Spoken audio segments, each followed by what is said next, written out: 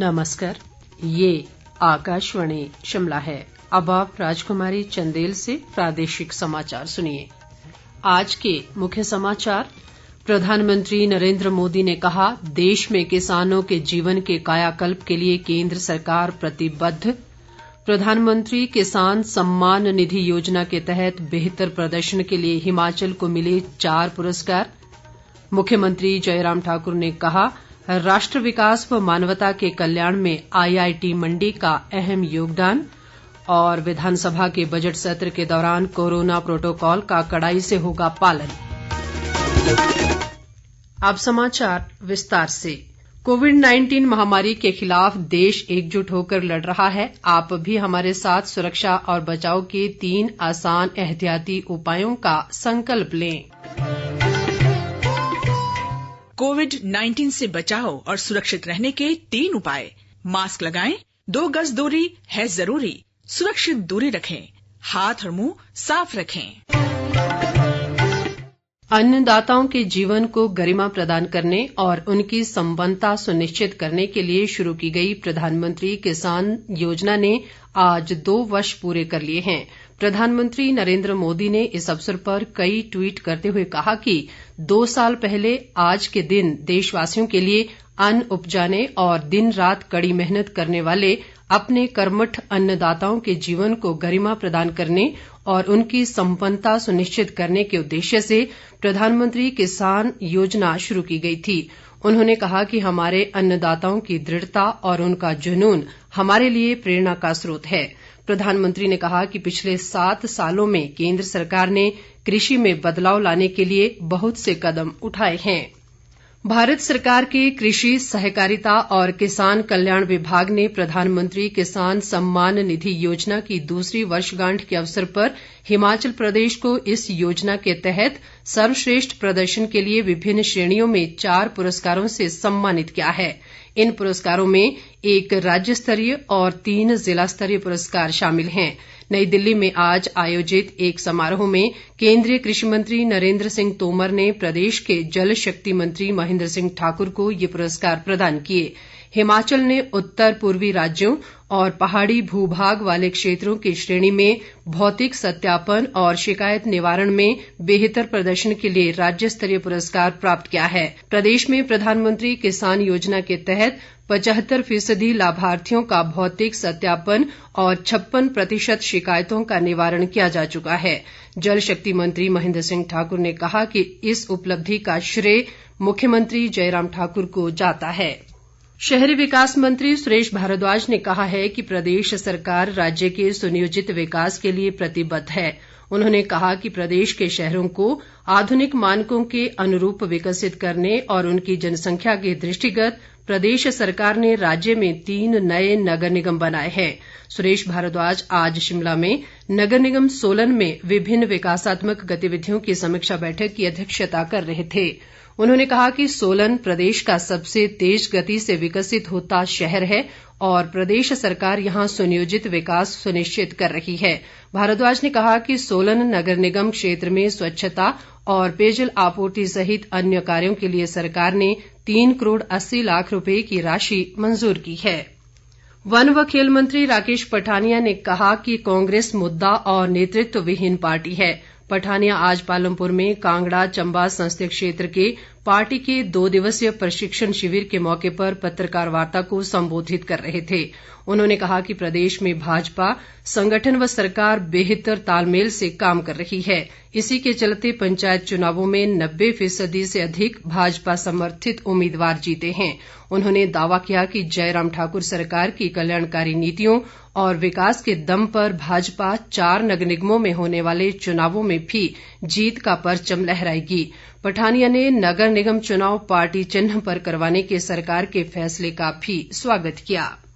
प्रदेश कांग्रेस अध्यक्ष कुलदीप सिंह राठौर ने राज्य के लोगों को राहत देने के लिए पेट्रोल और डीजल पर वैट कम करने की प्रदेश सरकार से मांग की है।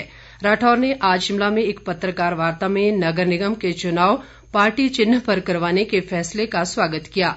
उन्होंने आरोप लगाया कि पंचायती राज संस्थाओं के चुनाव में सरकार ने धन बल का प्रयोग कर अध्यक्ष व उपाध्यक्ष की नियुक्तियां की, लेकिन पार्टी चिन्ह पर चुनाव होने से इस तरह की गतिविधियों पर लगाम लगेगी। राठौर ने कहा कि पार्टी 27 फरवरी को कसौली में होने वाली राजनीतिक मामलों और समन्वय समिति की बैठक में 2022 के विधानसभा चुनाव के लिए रणनीति बनाएगी। भाषा संस्कृति मंत्री गोविंद ठाकुर ने कहा कि कला भाषा अकादमी साहित्य पुरस्कार, शिखर सम्मान और कला सम्मान के साथ अब हर वर्ष युवा कलाकार सम्मान भी प्रदान करेगी। गोविंद ठाकुर ने शिमला में कहा कि युवाओं के लिए अभी तक अकादमी की ओर से इस तरह का कोई सम्मान नहीं है। इसी के दृष्टिगत अकादमी ने युवाओं को प्रोत्साहित करने के लिए ये सम्मान देने का निर्णय लिया है। मुख्यमंत्री जयराम ठाकुर ने कहा है कि राष्ट्र विकास और मानवता कल्याण में IIT मंडी का अहम योगदान है। मुख्यमंत्री आज IIT कमांद के 12वें स्थापना दिवस के कार्यक्रम की अध्यक्षता कर रहे थे।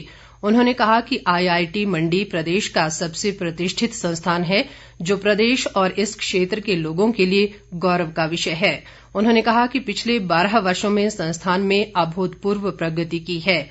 मुख्यमंत्री ने उम्मीद जताई कि राष्ट्र निर्माण में IIT मंडी का योगदान आगे भी जारी रहेगा। उन्होंने कहा कि इस संस्थान के पास 100 करोड़ रुपए से अधिक की शोध परियोजनाएं हैं, जो किसी भी संस्थान के लिए एक शानदार उपलब्धि है। मुख्यमंत्री ने इस मौके पर 110 करोड़ रुपए की लागत से विकसित टेक्नोलॉजी इनोवेशन हब का लोकार्पण किया। उन्होंने बेहतर कार्य के लिए संस्थान के विभिन्न संकाय, कर्मचारियों व विद्यार्थियों को पुरस्कृत भी किया। इस बीच मुख्यमंत्री जयराम ने आज मंडी के नेरचौक स्थित लाल बहादुर शास्त्री मेडिकल कॉलेज में CT स्कैन और सीलिंग माउंटेड एक्सरे मशीन का लोकार्पण किया। इस अवसर पर विद्यार्थियों और कर्मचारियों को संबोधित करते हुए मुख्यमंत्री ने कहा कि ये CT स्कैन मशीन पूरे क्षेत्र में सबसे आधुनिक है। उन्होंने कहा कि ये मशीन मंडी, कुल्लू, लाहौल स्पीति, बिलासपुर, हमीरपुर और चंबा जिलों के लोगों को बेहतर स्वास्थ्य सेवाएं प्रदान करने में अहम भूमिका निभाएगी। मुख्यमंत्री ने कहा कि इस चिकित्सा महाविद्यालय में कोरोना महामारी के दौरान सराहनीय सेवाएं प्रदान की हैं। प्रदेश विधानसभा के 26 फरवरी से आरंभ हो रहे बजट सत्र के दौरान कोरोना प्रोटोकॉल का कड़ाई से पालन किया जाएगा, ताकि इस महामारी के संक्रमण से बचा जा सके। ये बात विधानसभा अध्यक्ष विपिन सिंह परमार ने आज विधानसभा की प्रेस गैलरी कमेटी की बैठक को संबोधित करते हुए कही। उन्होंने कहा कि कोरोना से बचाव के लिए थर्मल स्कैनिंग के बाद ही किसी भी व्यक्ति को परिसर में आने की अनुमति दी जाएगी।